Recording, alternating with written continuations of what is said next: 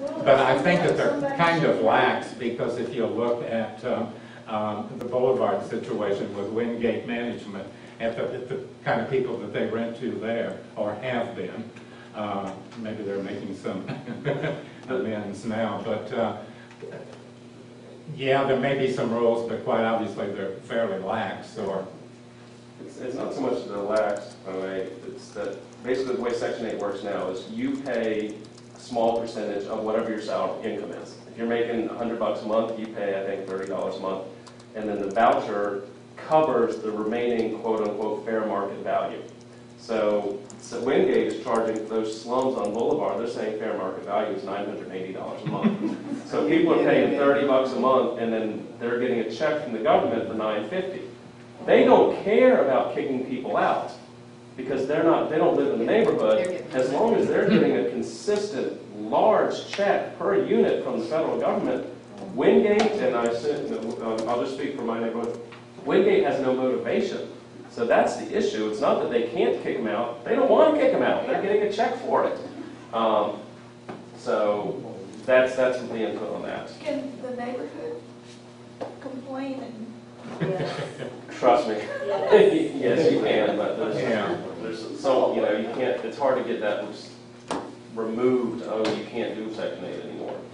And they don't want to give it up. So that really your best hope is for a better owner to come along that would say that because then they can charge more. If the fair market value goes up, then they can still do some Section 8 and get other people in it. So you just need a better owner. If y'all want to send it to a Boulevard, we've got property. I'm just hoping and praying that Evergreen's intentions, I mean, that their reputation will really follow them here, and what they have said they're going to do, that they really are going to do. But things couldn't be any worse in the building than they are right now, so hopefully a change will be a very good change. But it's definitely going to have a public safety impact on that corner too, because essentially that building is open wide to anybody on PDL Avenue that wants to wander in 24/7. The building is full of prostitutes and junkies, and if you've ever ridden on an elevator in that building, I mean, they're in essence urinals. It's a nasty building. All right. Things could not get much worse. They got to get better. A positive sign, certainly along the way they want to get some people agree with us. And the people that live there are scared to use the parking garage because it's in essence a homeless shelter. I think we're on to Summerfest. Ms. Hatner. Well, good news. We brought in the most money we've ever earned, and I think we're going to hit a net of about 180. Wow.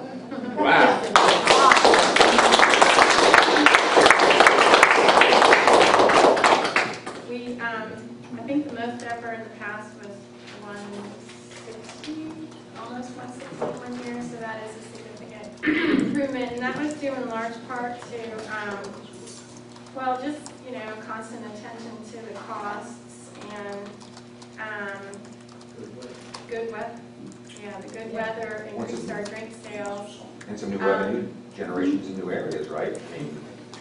Yeah, we had more revenue this year from Kids Fest, but we made up for it by a loss in revenue for artist market, because there were just fewer and fewer artists in this arena these days. So we had fewer applications and fewer artists overall. So I would say our biggest variance year over year was artist market was down about 6,000.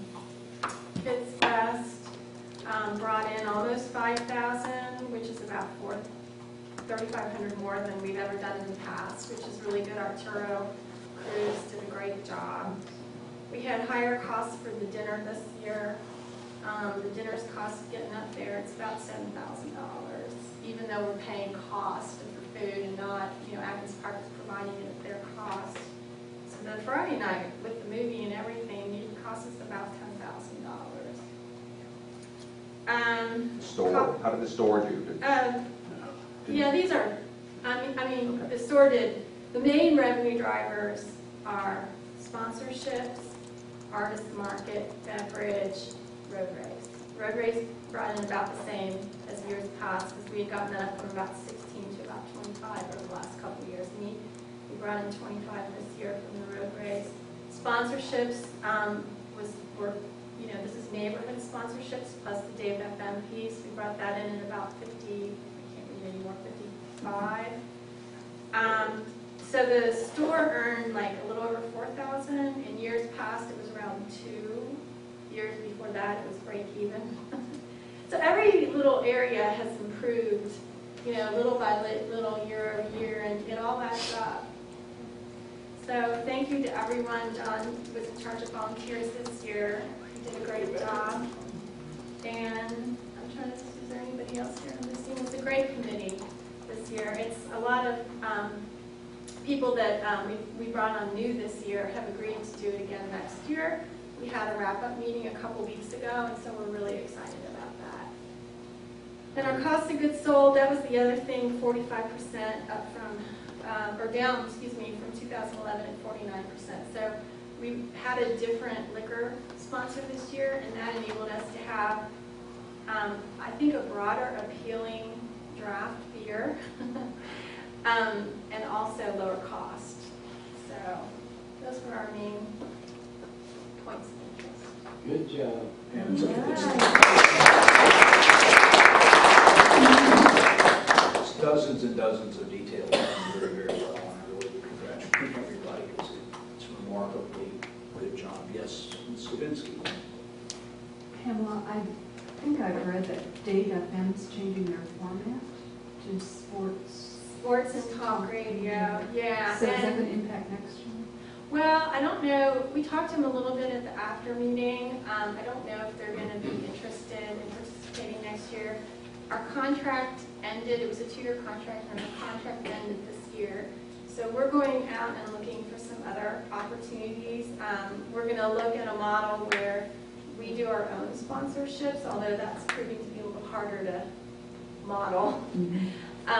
The marketing companies that we looked at, they don't really do that, but we're still looking to see if there's sort of a business model where we do our own sponsorships and then pay for the music ourselves and buy the promotion. We're going to be talking to Star 94 next week, and then just get a few proposals on the table, and then Dave FM has the right of first refusal. So if we do get a better deal or somewhere else, some other model that we want to use, we still have to, if it involves a radio station, we still have to go back to them and say, would you like to do? I don't think they're, it's hard to say I have a question. whether they'd be interested. They're still going to do festivals, they said. Okay. Do Dave FM again next year? Does that mean instead of music, we'll get sports talk up there? Good I concept. need to consider that. It's not always a trap. Yeah. No, we would have music comparable to what we've had in the past, because honestly, it brings in a lot more people and it brings in a lot more beverage sales. And if you find the right music, you can get along with the artists. You really can. So. Great stuff. Thank you. Well done. It's a spirited group of people in your meeting, so obviously they were highly. Yeah, everyone appreciated you stopping by the way. There's nothing succeeds like success, but well done by you guys. That was great. Anything for VHCA? The new park is going to start construction within the week. We are in the process of getting the certificates of insurance to ensure that the Civic Association is covered under the construction contracts. What's the word I want? The contractor's insurance policy. Thank you. And then we're going to start. So the plantings will go in probably in late this fall, which will be ideal. And we'll probably have a lovely park by the beginning of the spring. I mean, the winter, it'll be done in a few months, but we'll be able to enjoy it next spring. Yes, Winnie. The VHCL, have you received the money from the in-town 10 raise yet? No, we have not received that yet. I haven't received that yet. Well, it's been 5 months. That was March 4th. I asked about this last time. You were not here. Yeah, and I heard there was some discussion about it. I don't know what the follow-up was. I'll probably need to follow up. But isn't it time to turn that in? Yes, I think that it would appear so. However, there's a couple of a couple of relevant pieces here. We didn't run the event. Yeah. So I know the obviously, VHCA. CA did not run the event, and so it was promised publicly to VHCL. The person who did run it promised last month to resolve it this month. He's not present, so all we can do is ask that he do so, I think, at this point, and assume that he will, and we'll be disappointed and surprised if that's not done in accordance with as originally promised. That would be disappointing. I don't think that'll be the case. I'd be disappointed. Any other thing for Pam? All right, we're on to nominating committee and the meeting. Lola. Okay. So it's the time of year to start to think about next year's board, and we're looking for nominations from the community. That board is elected at the general meeting, which will be September 13th in the cafeteria as usual. This year it's going to run, it's a slightly different time period. It'll run from 6:30 to 9. But we have, some veteran board members who have announced their departures. Not official, but it looks like we're losing about 4 board members, and they've served well and for a long time, and we appreciate their service. So far, we have nominations that we have received. David Ryan will be running, John Becker, and Jennifer Keenan, all very good candidates. We like to look for people who have served on a committee, who live in the neighborhood, understand the neighborhood, honor their commitment. So please have anyone send nomination requests or recommendations to planning@vahigh.org, and we'll consider those and put them on to be voted for at the general meeting. So I think that's all on that topic. I thank you. If there are no questions or comments, we'll move on then to yourself.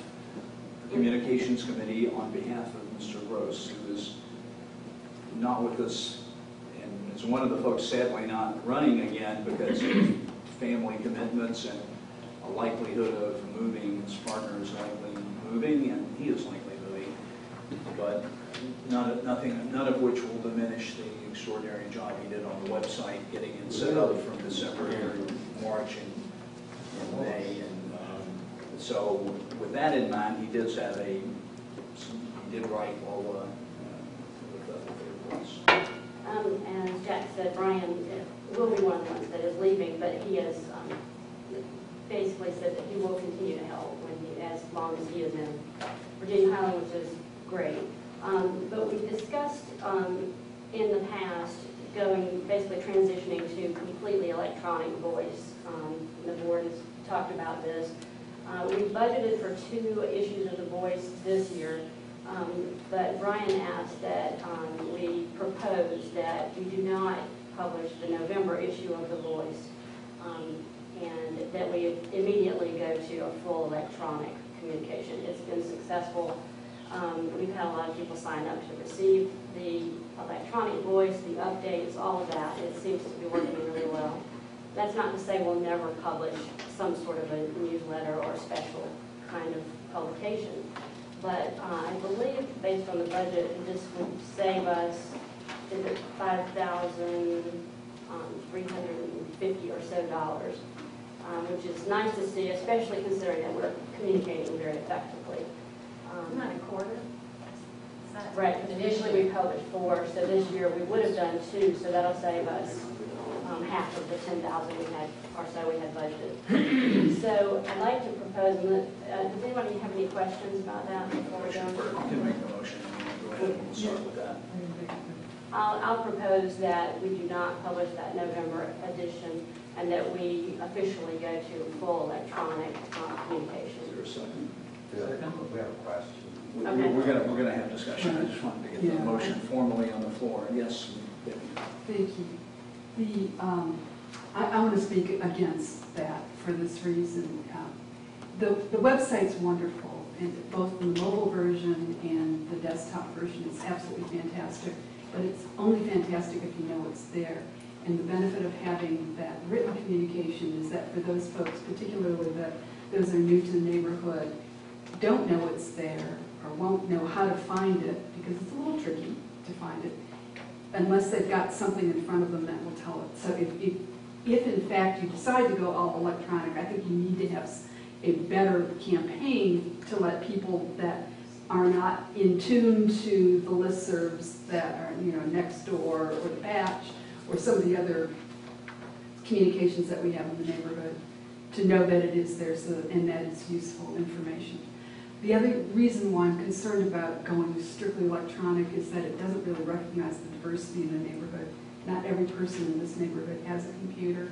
If you come to the library, you'll see that we've got a lot of residents that still use the public computers, and I think that's to their detriment. So, I can understand wanting to go mostly electronic, but at least once a year, particularly before the annual meeting, I think it's important that you have some other means of communicating to get to the people in the neighborhood. Can I address that? Please. This is what we're weighing. $4,200 per issue, 4 times a year for printing, I get that. plus the mailing list. And I think you're addressing a very small fraction of people. We still have the electronic voice, which is, I think, working well as the newsletter.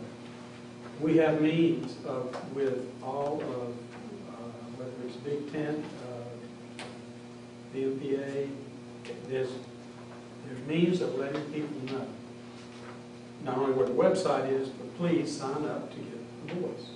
And I think Brian has already amassed a pretty good list already. And that would be, from a cost-effective standpoint, I think it's far better to use those means to get in touch with people than almost $5,000.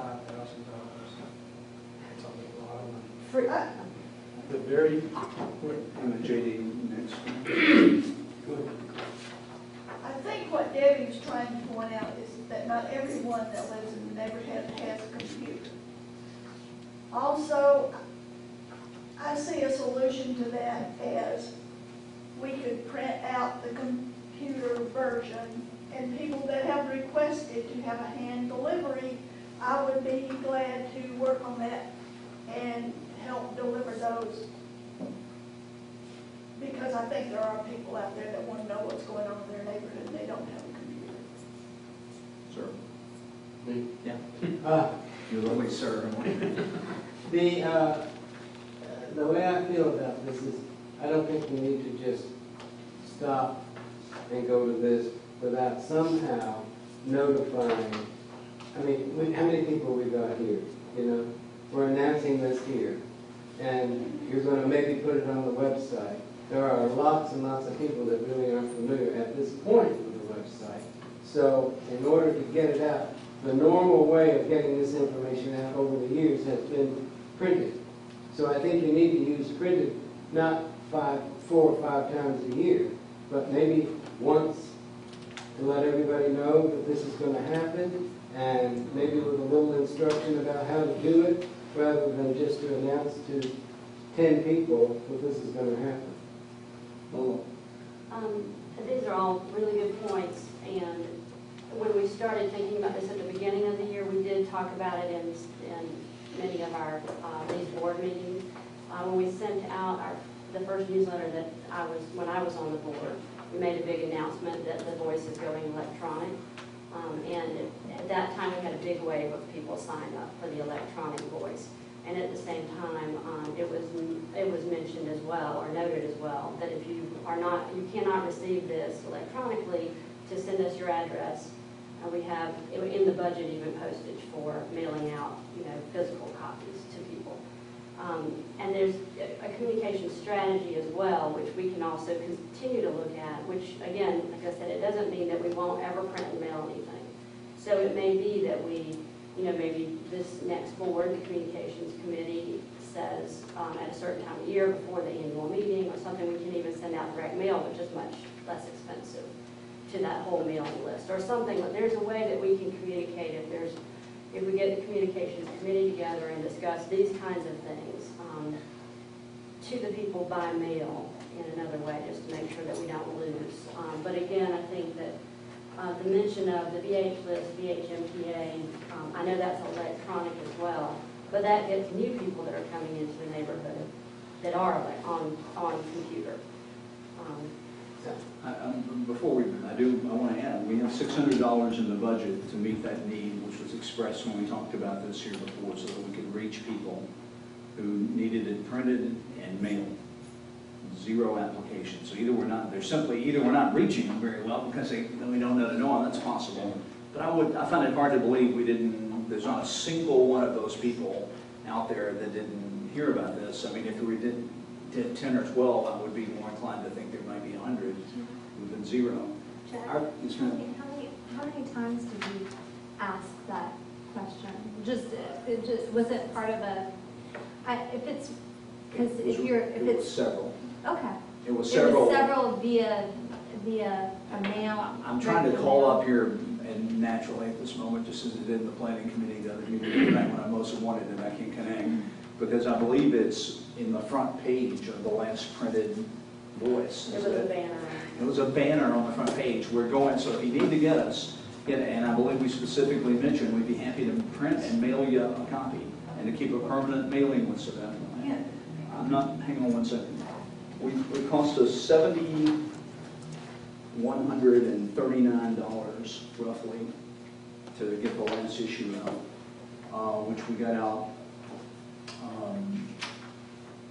just and missed, and we could have done better on that. I think we all agree. We could have learned a little more and missed the tour of homes, which I'm not going to draw conclusions that because we missed the issue, the tour of homes had a record year. In fact, I think it sort of tells you the opposite. That it doesn't have to do much of anything. I'm sorry? You meant Summerfest, right? The last issue was right before Summerfest. Yeah, we had a summer. Excuse me, I apologize. That's right. You're correct. I apologize. The tour of homes issue